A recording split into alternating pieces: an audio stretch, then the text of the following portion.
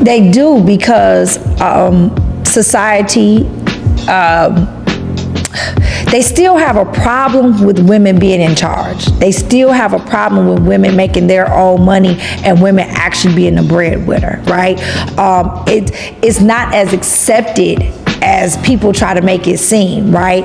I know that we're doing a lot more with women's rights and what we're able to do and everything else, but it's still a great percentage of people who that's kind of frowned upon. And even if it's not said to your face, it's like, yeah, she make more money than him, you know, and it's to like try to make him feel less than, right? But again, it's all about your family dynamic and what works for you all. Now, I will say this though, to a certain extent, there is an imbalance. Things are out of order. Things have shifted, right? And only time will tell if it's for the better or not. And that's just the honest to God truth. I mean, everybody is sitting here going, well, predict what's going to happen, predict what's going to happen. We don't really know, because we're in uncharted waters and uncharted territory. We know that the way things were supposed to be set up, right? The men were supposed to lead the household. The men were supposed to take care of the family. They're supposed to be the providers. They're supposed to be the protectors. They're supposed to be, you know, the one that go out here and make things happen outside the house. Women were designed to be the nurturers. We're supposed to be the one to take care of everybody. We're supposed to be there to be able to support and heal and encourage. That's what we're supposed to be able to do. Well, our roles are being flipped a lot now. The only thing I personally frown upon with it is the fact that you still want me to do the job that I was made to do, the job I was designed to do, and be a breadwinner. That's the part that I think that a lot of women is having an issue with. And that's where we're finding a lot of the imbalance, is because you cool with me going out here working. Well, you cool with me bringing financial means to the table. You cool with me making money, right?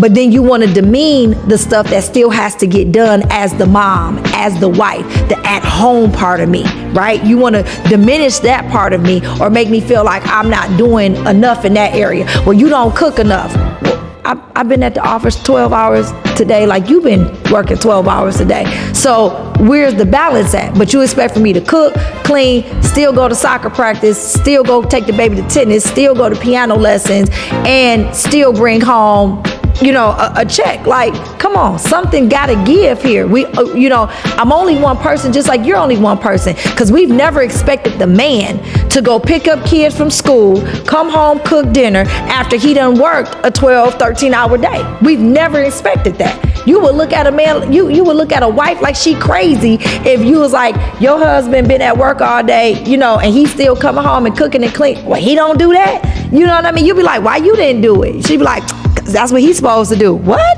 No, there's not even possible. So how is it that you're okay with me going out, making money, doing things to advance us financially, but then also you want to frown upon when I don't do the domesticated stuff? Come on now. There's got to be a balance. If I'm sharing and going to get the money, then we both need to be sharing in everything that has to be done with the household. It's got to be split both ways. We can't have one side to another, to me. I just feel like that's an unfair assessment to make for women. Is you can't do that. If I gotta go work 12, 13 hours a day, then we need a chef. If you don't feel like cooking, I don't feel like cooking. We need to budget this, you know what I'm saying? So we need to put in the money management plan a chef up in here, a housekeeper up in here, because things are lacking. You know what I mean? Which little cousin can we go pay to pick the kids up? So you can keep working, I can keep working, and they can go babysit the kids and pick everybody up from school. You feel what I mean? Like, we have to put certain things in play, because again, who suffers is our kids.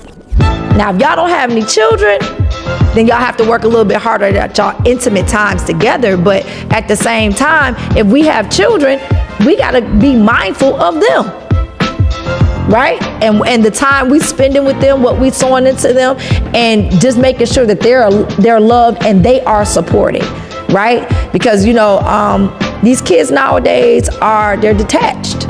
They're not as sensitive as we were.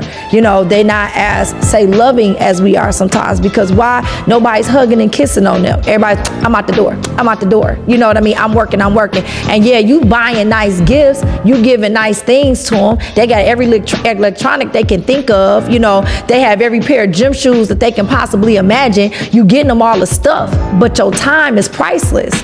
That's the value.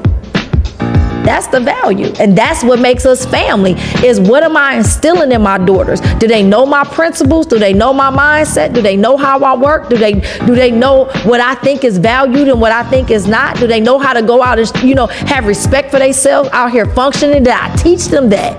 Did I teach them their value? Well, I can only do that if I'm present. I can't do that by giving them a present. So me shoving money at them, okay, that's nice and all, but that only gets you so far. So I think the biggest thing is that if we're going to be out here and we're going to be strong families, and we're going to be families that unite, and we're going to be families that go to the next level, and we're going to be families that grow and prosper, then we have to work together as a team. It can't be your role, my role. This yours, this mine. We in this together. It's a we. Amen. And so that's why I said, whatever works for your family, let that work, but let it be fair. Let it be considerate of one another. Give each other grace. That's the biggest thing. We got to give each other, one another, grace. And once we can give each other grace for some things and be able to give each other consideration for some things, I think the mindset of the husband and the wife will shift. The principles will be established, and I believe that elevation can happen for the family. So that's my biggest thing with it.